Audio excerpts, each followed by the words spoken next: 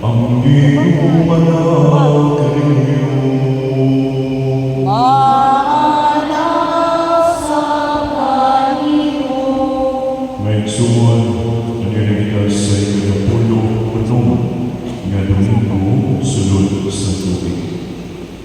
Ngayon ang Santos na Misa, ato kinaghalan, pasalamat sa Diyos sa tanang grasya na iyang ihatag sa matapos ng kanapan. Ugaranan kita alang sa pagsaulo sa Santos na Misa. Maghinusod kita sa atong mga sila. Itanggan, nagakumpisa lang sa Diyos na magalagawa sa kanya o galing yung mga suon na nagalapas ako na kukuyawan sa hula-hula, sa pulong, sa buhat o sa wala pagbuhat sa kinahanglang buhaton. Kaya pagsila, akong salat, akong dakong salat. Busa ang gamuyo ako ng Santa Maria Magdalena sa lahat mga angkin, mga santos, o galing yung mga eksuwan para ninyo akong iangkot sa Ginoo na anong Diyos. Kaluyan na kita sa Diyos na makagagawa sa tanan o pasiluon sa ating mga salat, dalon o takitanin ngadto sa kinabuhi tayo. Amen.